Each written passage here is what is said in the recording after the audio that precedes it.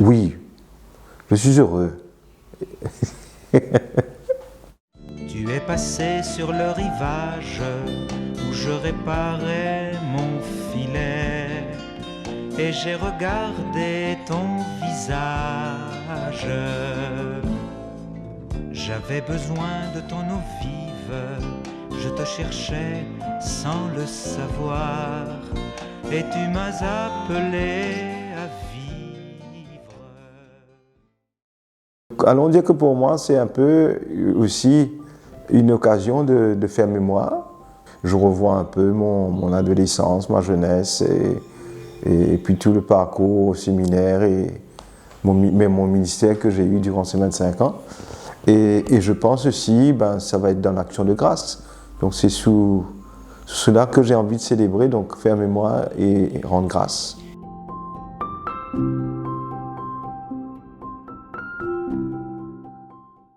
Vous savez, les vocations naissent dans une famille. Et c'est dans la famille qu'on est appelé à cultiver ce que j'appelle l'appel, notre vocation.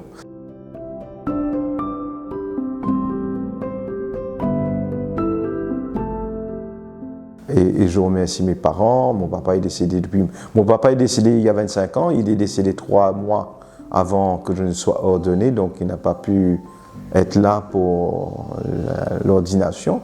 Oui, je crois qu'il faut remercier la famille. Et puis je crois que, vous savez, on ne devient pas prêtre tout seul. Il y a eu des gens sur ma route. Et quand on dit que Dieu appelle, c'est vrai, mais Dieu toujours se sert de ce qu'on appelle des médiations. Il y a Steve Babouram, il y a Gérard Mangelard, il y a Alain Harel. Ensuite, il y a eu des figures de prêtres aussi qui m'ont donné le goût d'être prêtre. Il y a eu Robert Geoffrey, il y a eu Robert Dallet. Donc, c'est un peu une famille élargie. Aujourd'hui, ma famille, c'est aussi les prêtres. Et aujourd'hui, ma famille, c'est mes paroissiens proches avec lesquels je partage des moments d'amitié. Quand on dit qu'on a besoin d'une famille pour faire naître et grandir une vocation, je crois qu'on a besoin de sa famille biologique, de sang, dans laquelle va naître notre foi, la foi va être transmise. Mais je crois qu'on a besoin de la famille qui est l'Église, la communauté des chrétiens qui porte le prêtre. Et je crois que la communauté paroissiale doit aussi voir le prêtre et son pasteur de cette manière. Pas seulement comme quelqu'un on va le voir parce qu'on a besoin de lui. Mais est-ce qu'on le soutient, est-ce qu'on l'accompagne? Et c'est important qu'un prêtre sente que sa communauté l'aime. Il faut dire les choses comme elles sont. Vous sentez aimé? Oh, à Saint-Pierre, oui.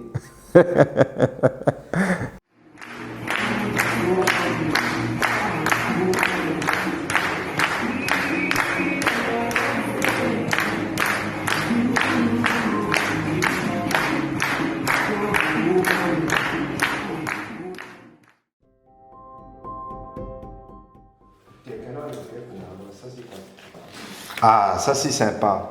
Ça c'est Rome aussi, ça. Ça c'est avec Jacques Harel. Ça c'est une belle photo aussi.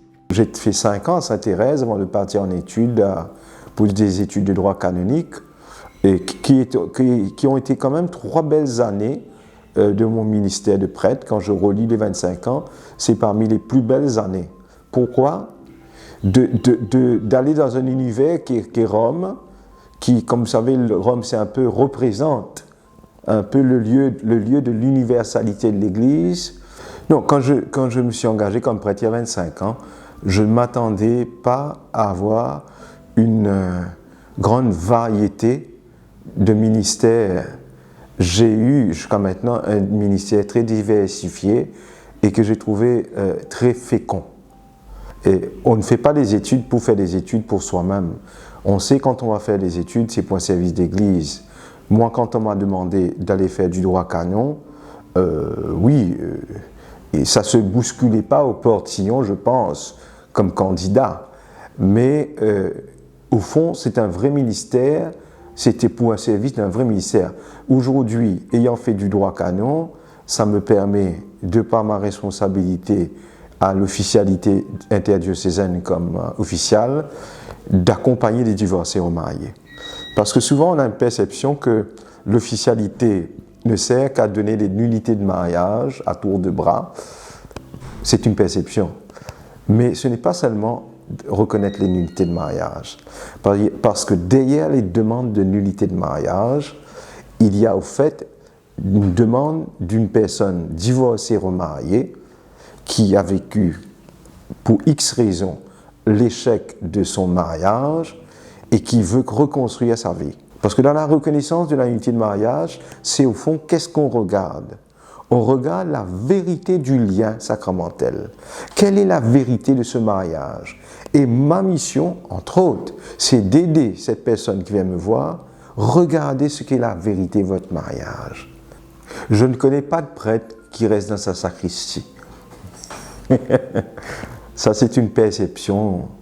Non, tous les confrères que je connais, moi, je suis engagé dans mes domaines que vous savez. Je connais d'autres confrères qui sont engagés dans deux domaines sociaux. Non, je crois qu'on est tous sur quelque part, quel que soit notre terrain, allons dire, de mission, on est tous dans la patte humaine.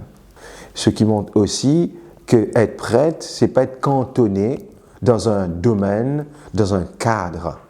Et ce qui montre qu'être prêtre, être pasteur, c'est être là où le Seigneur nous met. Nous sommes, d'ailleurs, quand on fait des cadres d'ordination, un tel sera ordonné pour l'Église et pour le monde. C'est une belle phrase de cadre d'ordination, mais c'est vrai.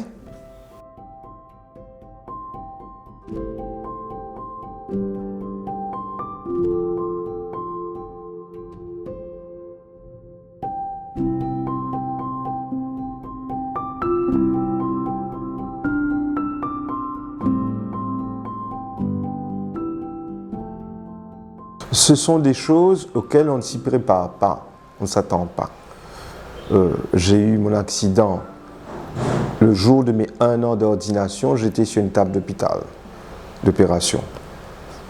Manière originale de fêter ces 1 an d'ordination. Et puis après, il y a eu le cancer qui est venu assez tôt dans mon ministère. Je suis rentré de Rome en 2004, mon cancer s'est déclaré en 2006, j'ai traîné ça jusqu'à 2010. Et puis en 2010, il a fallu partir pour Montpellier pour une grande chirurgie, une radiothérapie. Vous savez, lorsque ça vous tombe sur la tête, vous êtes comme le commandé mortel. C'est comme si tout s'écroule. Et la mort, vous la voyez devant vous. Ce qui est, nous prêtres, on célèbre les enterrements, hein. On accompagne les gens, mais quelque part, on est touché nous-mêmes, parce qu'on se dit, ah, ça, maintenant, ça rentre chez moi. Hein. Et la mort, elle est chez vous. À ce moment-là, tout de suite, votre regard change sur la vie. Tout de suite. Au fait, c'est une bonne leçon de vie, dans le sens, ça nous ramène à l'essentiel. Et qu'il nous faut profiter de ce qu'on a aujourd'hui, et non pas penser à ce qu'on voudrait avoir dans l'avenir. Parce que dans l'avenir, on ne sait pas. Alors, la famille, les amis, les bons moments, oui, les moments de qualité, et les goûter pleinement.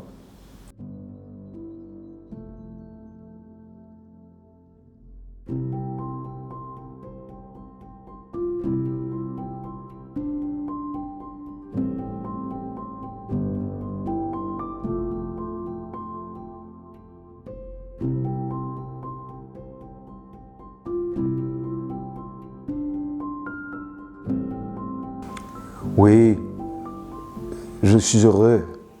Je ne dis pas que tout est facile. C'est comme on ne peut pas durer dans un couple si on n'est pas heureux. À un moment, ça casse. À un moment, il faut prendre une décision. Je trouve que si on reste dans le ministère, on comprend ce que je veux dire. C'est qu'on avance dans le ministère, c'est parce qu'on est heureux. Il y a des combats, il y a des remises en question, il y a des choses qu'on ne veut pas voir, mais oui, je suis heureux.